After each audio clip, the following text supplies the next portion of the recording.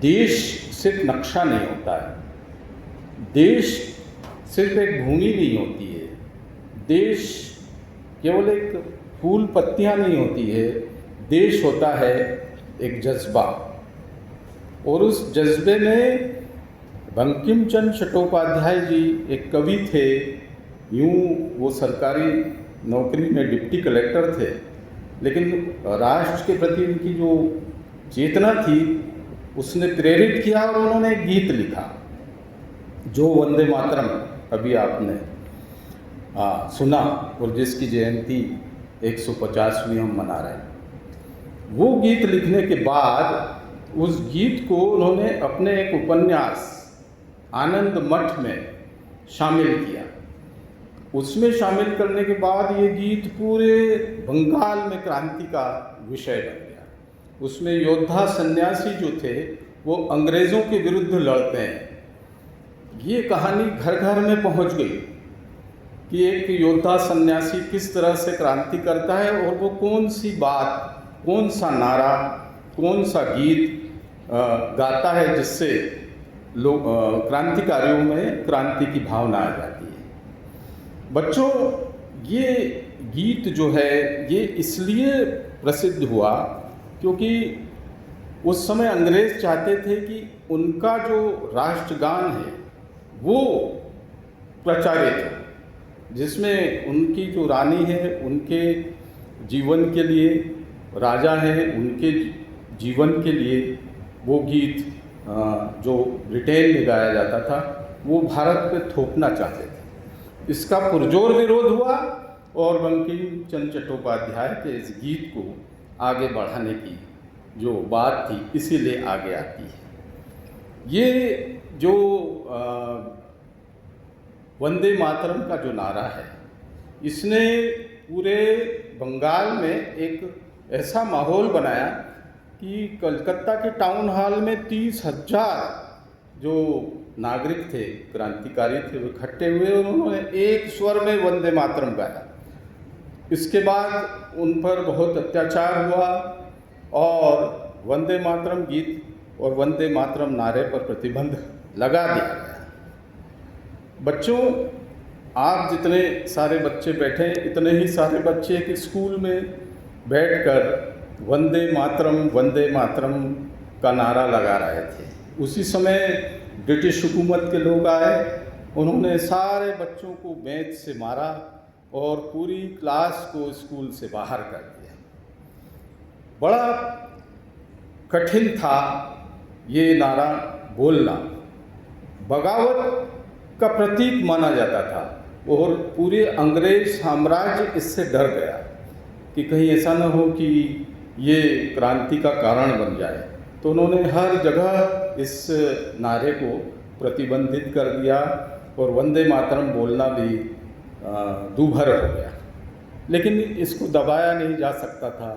जिस विभाजन के लिए लॉर्ड कर्जन ने सपना देखा था उसकी जगह एक सूत्र में पूरा भारत बंध गया, एक सूत्र में क्रांतिकारी बन गए और उन्होंने वंदे मातरम को अपने देश का एक ऐसा प्रतीक बना लिया जो आज़ादी दिला सकता था। जो काम बड़े बड़े क्रांतिकारी नहीं कर पाए, जो काम बहुत सारे लोग नहीं कर पाए, जो काम तोप, गोली, घोड़े और नौजवान नहीं कर पाए, वो एक गीत ने कर दिखाया था। इस गीत की महत्ता इतनी ज़्यादा थी कि जब रविन्द्रनाथ टैगोर ने इसे सुना तो उन्होंने आगे जाकर कांग्रेस के अधिवेशन में पूरे 6 छंद गाना शुरू किए। पहली बार उन्होंने ही इस गीत को 6 छंदों के रूप में गाया था। आगे भी वो चलता रहा बहुत जगह और अंग्रेज से रोक नहीं पा रहे थे। बच्चों, आपको ये जानकर बड़ी खुशी होगी कि ये गीत जो है BBC लंदन ने 2003 में एक सर्वे कराया था पूरे विश्व में। उसमें सबसे लोकप्रिय 75,000 गीतों में से सबसे लोकप्रिय गीत वंदे मातरम को माना गया था और ये दूसरे नंबर पर पूरे विश्व का वंदे मातरम गीत लोकप्रिय हुआ था। जो आज भी उसी तरह लोकप्रिय बना हुआ है। बच्चों, आपको यह जानकर हैरत होगी कि वंदे मातरम गीत जो नारा था, इसको सुनाने के कारण कितने ही लोग शहीद हुए। शहीद तो बहुत सारे लोग हुए जो बेनाम हैं, गुमनाम हैं, उनके नाम भी नहीं है। लेकिन एक घटना आपको सुनकर स्तब्ध रह जाएंगे कि कितने छोटी उम्र में वंदे मातरम या देश के प्रति समर्पित होने वाला कोई शहीद हो सकता है। और वो शहीद था 12 वर्ष का एक बच्चा। उस बच्चे का काम था एक नाव से दूसरे किनारे तक ले जाना, और उस बच्चे ने अंग्रेज़ों को मना कर दिया कि मैं आपको इस नाव से दूसरी ओर नहीं ले जा सकता। तो उन्होंने कहा, क्यों नहीं ले जा सकते हैं, हम तो जाना चाहते हैं। तो वो जो बच्चा था उसने कहा कि मैं मर जाऊंगा लेकिन आपको दूसरी तरफ जाने नहीं दूंगा। तो वो अंग्रेज़ जैसे ही उसे जोर डालते हैं तो वो वंदे मातरम का नारा लगाते हुए अंग्रेज़ों पे झपट पड़ता है, अपनी जो नाव की चप्पू थी वो फेंक देता है, उनको पार नहीं होने देता है, और उसको उसी समय गोलियों से वहाँ भून दिया जाता है। केवल 12 वर्ष का वो बच्चा, और उस बच्चे ने जो बलिदान दिया है उसको हम बाजी राउत के नाम से जानते हैं। उस बच्चे की शहादत के लिए एक बार जोरदार तालियां बजाएं।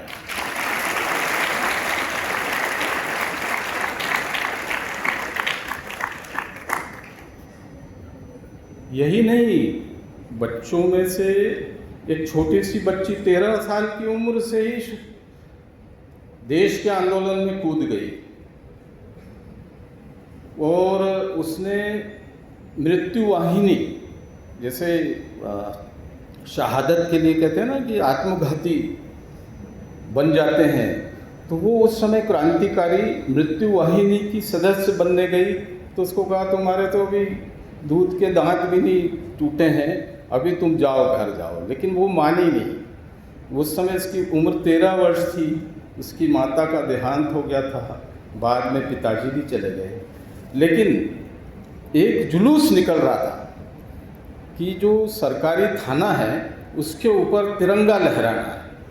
तो आप जैसे बच्चे ना, इतने सारे बच्चे चले जा रहे, तो वो लड़की 17 वर्ष की हुई। उस समय उसने उस जुलूस का नेतृत्व किया और सबसे आगे झंडा लेके चलने लग गई। तो ये जब लड़की आगे आगे चल रही थी, उस समय उसका नाम था कनकलता।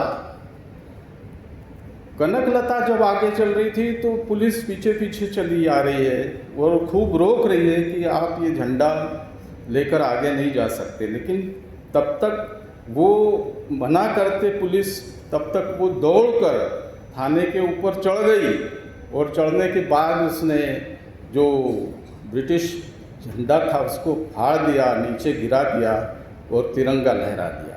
लेकिन जैसे ही उसने तिरंगा लहराया, गोलियों की बौछार हुई और वो बच्ची झंडा फहराने के बाद वहीं पर शहीद हो गई। उस बच्ची को हम शहादत के लिए बहुत बहुत प्रणाम करते हैं और उनके लिए ताली बजाते हैं।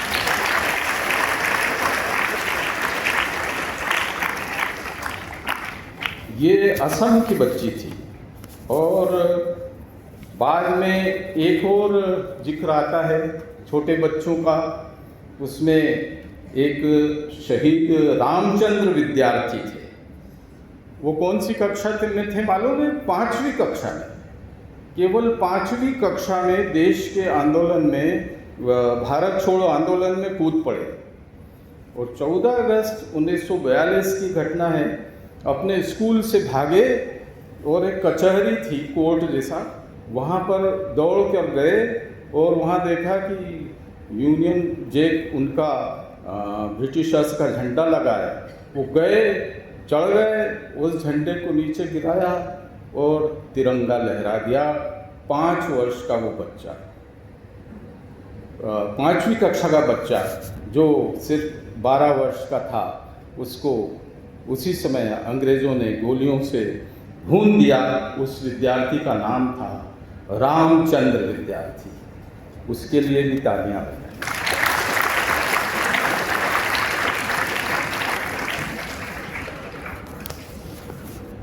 शहादत की बहुत सारी कहानियां हैं बेटा, लेकिन दुर्भाग्य है मैं विद्वान अध्यापकों से, प्रबंधकों से, हमारे समाज सेवियों से अनुरोध करूंगा कि मुझे तो नहीं लगता कि इन बच्चों के बारे में, इन बच्चों को इसके पूर्व किसी ने ये बताया होगा। कभी बताया?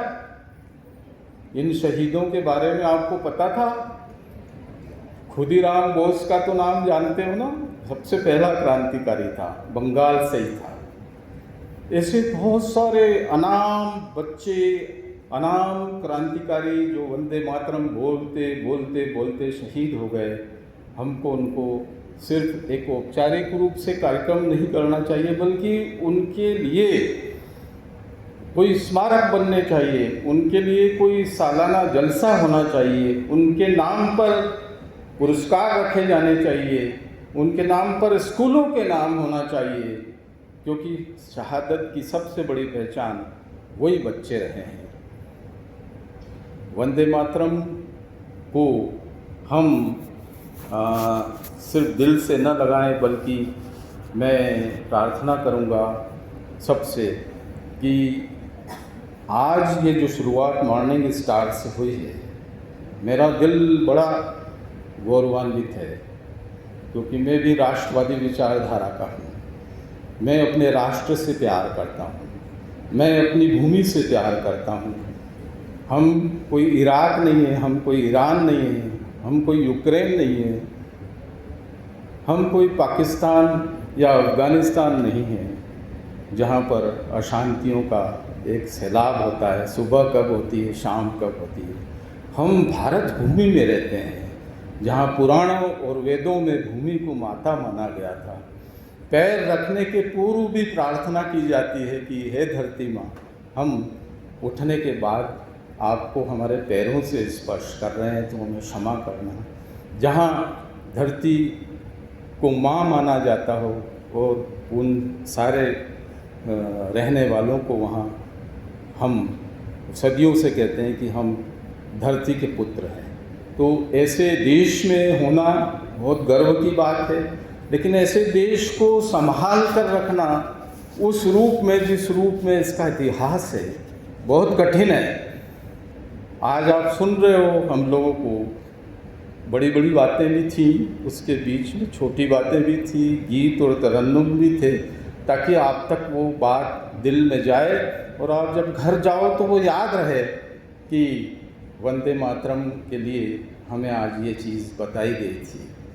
केवल इतना याद रखना कि ये जो देश है, इस देश की मिट्टी जो है, इस देश की मिट्टी का जो स्वाभिमान है, वो हमेशा ज़िंदा रखना। क्यों?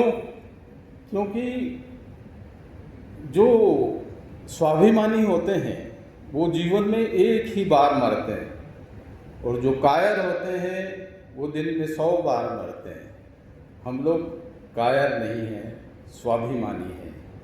तो ये जो सारी शहादत है, ये जो छोटे छोटे बच्चों और क्रांतिकारियों का आज हमने नाम लिया है, उनके लिए आखिरी में एक ही बात कहेंगे कि आपने दिया है इस देश को जीवन, ये देश आपको क्या देगा? अपनी आग तेज रखने को नाम आपका लेगा, नाम आपका लेगा। वंदे मातरम।